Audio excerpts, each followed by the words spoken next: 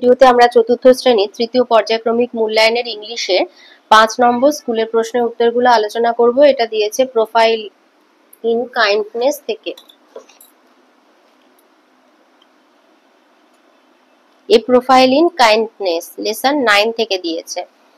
বলছে one night, এক রাতে, Mohsin was sleeping, Mohsin ঘুমাচ্ছিলেন।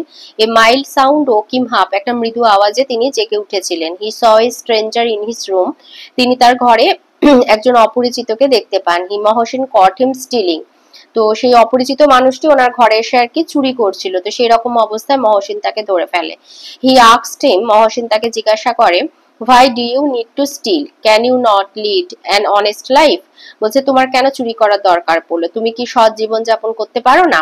The stranger replied, তখন সে অপরিচিত উত্তর দিয়েছিল, I have no work, there is no food in my house, my children are crying. তো অপরিচিত বলেছিল আমার কোনো কাজ নেই, আমার ঘরে কোনো খাবার নেই, আমার বাচ্চারা তাই মানে ক্ষুধায় কাঁদছে আর কি।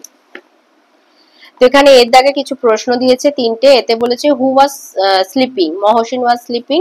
B what woke him up, কি তাকে জাগিয়ে তুলেছিল। Mild sound woke him up, একটা মৃদু আওয়াজ তাকে জাগিয়ে তুলেছিল। সিতে বলেছে what were his children doing, তার সন্তানরা বা তার বাচ্চারা কি করছিল।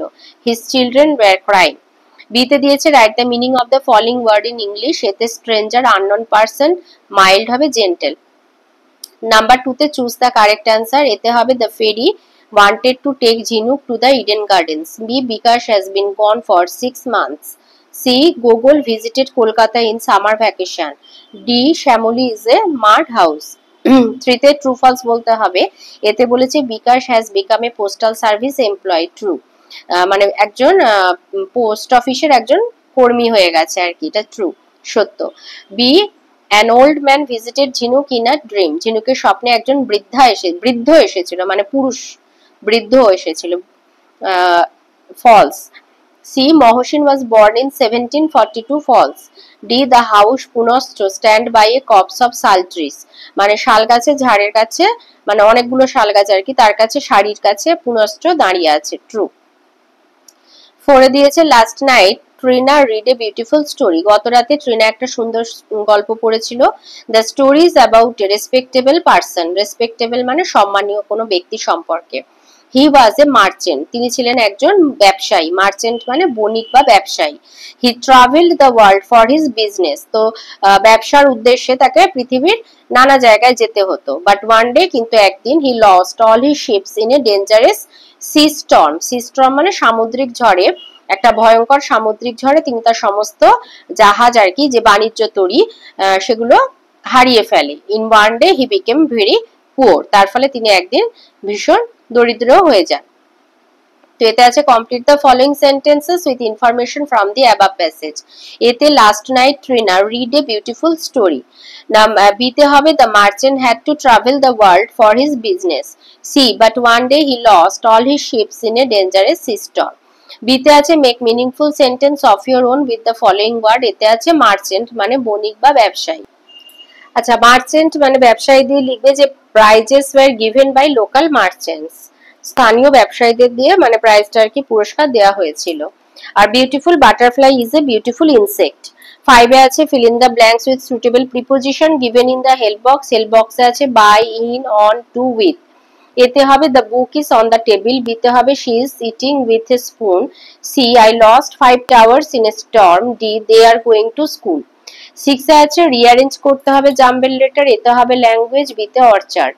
7 এ আছে fill in the blanks with present continuous tense of the verb given in the brackets. এতে হবে the boys are playing in the ground. B. Rima is washing her hands before lunch. C. I am looking at the beautiful picture.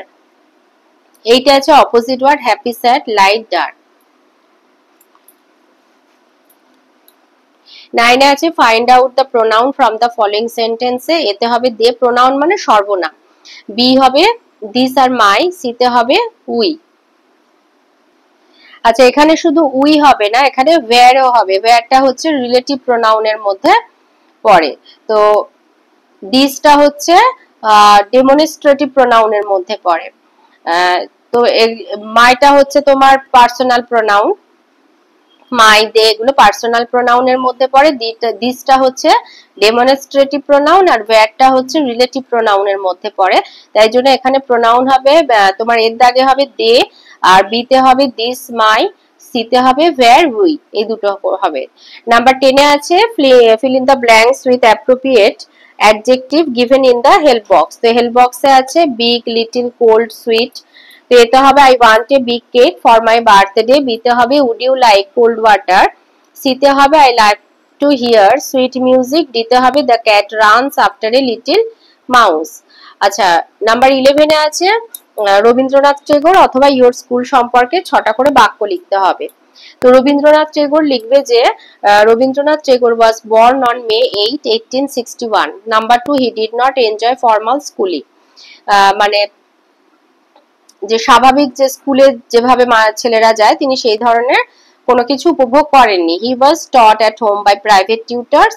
বাড়িতে মানে তাকে teacher এসে আর কি পড়াতো। 4 হচ্ছে অঘর বাবু was his mathematics teacher. তার অঙ্কের শিক্ষকের নাম ছিল অঘর বাবু। 5 হচ্ছে he played the role of a teacher and treated the railing birds like his student. তিনি সারাদিন ঘরেই থাকতেন আর ঘরের মানে বাড়ির বারান্দার যে রেলিং গুলো থাকতো, লোহার যে রেলিং, সেগুলোকে স্টুডেন্ট আর উনি টিচার হিসাবে মানে খেলতেন। 6 হচ্ছে he is one of the greatest poets of the world. তিনি পৃথিবীর একজন বিখ্যাত কবিদের মধ্যে একজন অন্যতম। আর ইয়োর স্কুল দিয়েছে, হেডিং দেবে মাই স্কুল। এখানে নাম্বার 1 এ লিখবে the name of my school is, বলে যে যা স্কুলের নাম দেবে। Number 2, it is situated in, এখানে ডিস্ট্রিক্ট মানে জেলা, তো এখানে যেমন নদিয়া দেওয়া হয়েছে তোমাদের যে যার জেলার নাম এখানে দিয়ে দেবে। 3, it is a big school. 4, there are many classrooms. 5, all of our teachers are very helpful and they love us very much. আর 6 হচ্ছে it has a big playground, একটা বড় খেলার মাঠ আছে।